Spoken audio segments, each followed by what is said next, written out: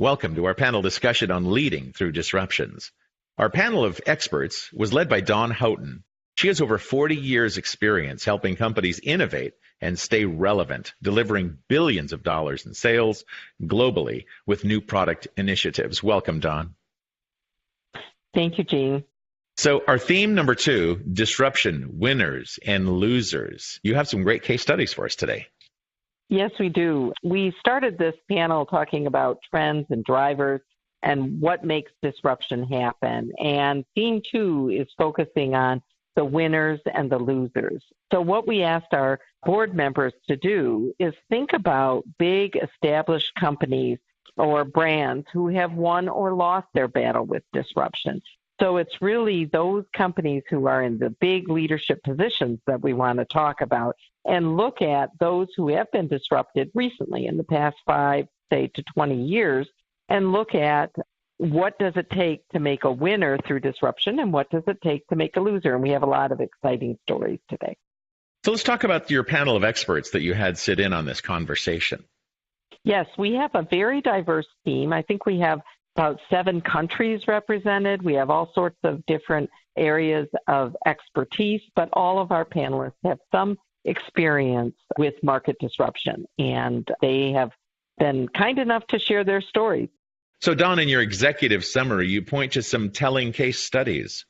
Yes, we have a lot we can learn. Big companies can disrupt themselves to continue to delight their consumer, and if they do so, they will survive and thrive. Others who focus on the quarterly financials, they risk failing due to disruption by others. Winners must continually reinvent themselves. Losers must be willing to take a little more risk and embrace change. All companies need to be faster learners to recognize when the time for change is right. So let's go with some of the winners. What can we learn from these people? Yes, so the winners really are innovative companies. They tend to focus on meeting customer needs. Famita talks about Google. They weren't the first search service, but they found a way to do it better than everybody else. Jay talks about Netflix. So Netflix came in, they totally disrupted the video rental market, but they didn't stop there. They could have lost out to streaming, but they saw streaming was where it was at, and now they're really a content provider and a totally different company than they were just, say, 10 years ago.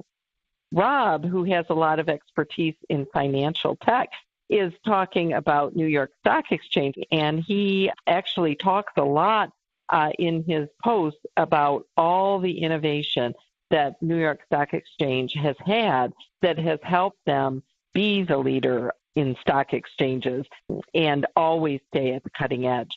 So what the theme across all of these winners is the constant ability to innovate, even though they just innovated. In fact, on the next slide, we're going to talk about what makes the winners winners, because here I have a quote from Jay about what are the winners trying to tell us. Well, they're paranoid, they are agile, they listen, they keep their ear to the ground, and they don't get married to a particular idea or business model. But these are not companies who survived others disrupting them. They're ones who are, doing damage to other companies.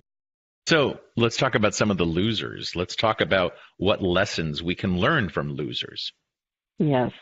So some of the most successful companies can be absolutely destroyed by disruption.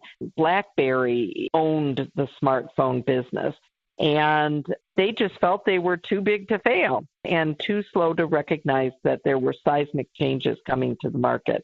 Laureen talks about Polaroid. Both Polaroid and Kodak had patent art in digital imaging, and both of them did not move in that direction. They, too, fell into that success trap and eventually went bankrupt. Right. Jay talks about Sears, and I think the interesting thing that Jay talks about with Sears is they literally created the catalog and mail order world. And if you think about what Amazon is, and Amazon is disrupting retail all over the place.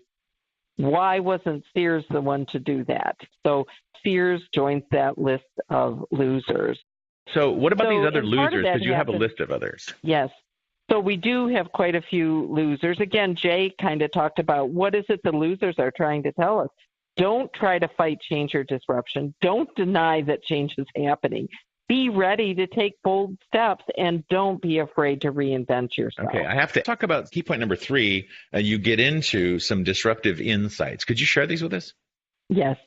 So Bill talks here about understanding that the metrics are changing. What is winning and what is losing can be very different. And in order to define disruption, you're really, if you will, solving for simultaneous multiple equations.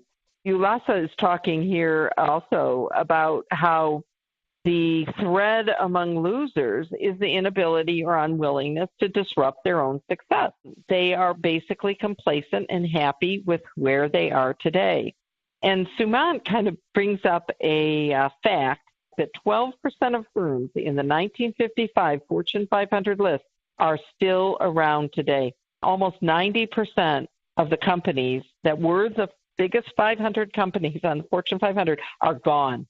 So this disruption thing is real, and we think about it as being a modern-day phenomenon, but it's been going on for a very long time as companies have been changing. I'm really curious about your survey result. You put this out and you posed some questions. Walk us through this slide.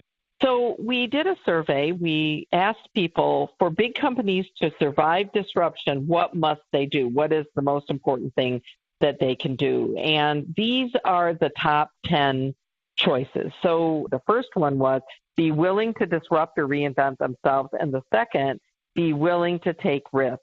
Those are the most important things. The other things that people talked about were the culture. Visionary leaders are very important in driving disruption and convincing others. And of course, focusing on meeting consumer needs or solving customer problems. Having a creative culture, so entrepreneurial and creative culture, monitoring trends, always learning, knowing what startups are doing, being willing to try and explore new business models. So those are all the things that big companies need to do to survive. So here you have 10 items in your survey. I know you had more, and here we have a more visual representation of beyond just the 10 on the past slide. Anything to say about this? I think it just shows there were a lot of choices. There were ones that people were not as interested in. If you want to dig deeper, I would say look at some of the little bars or the bars that don't pop at all. But we just talked about the ones that matter most. So in your opinion, there is something to learn, too, from the ones that got no vote that seemed irrelevant. Yes, I think that is true. What an amazing amount of information you've shared with us today. The panel has been so busy. I can't even imagine how you were able to pick the top 3 most active, but here they are. Tell us about them.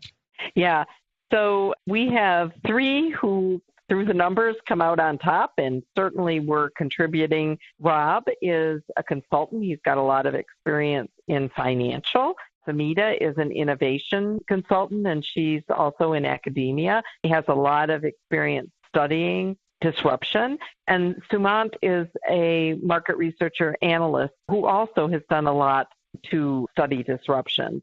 Well, Dawn, you've proved that you have perseverance and endurance as you've gone through this rather lengthy list of information. Great job. Thank you. And tell us a little bit more about theme 3, be willing to change or disrupt. Yeah, so theme 3, the top thing everybody agreed to is a company needs to be willing to self-disrupt. So in theme 3, we're going to ask how it is that companies can self-disrupt.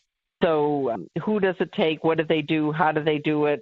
Why do they do it? When do they do it? So we're going to go through those things in theme 3.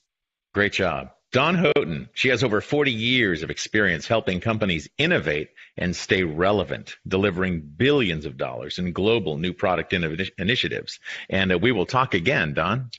Thanks, Gene.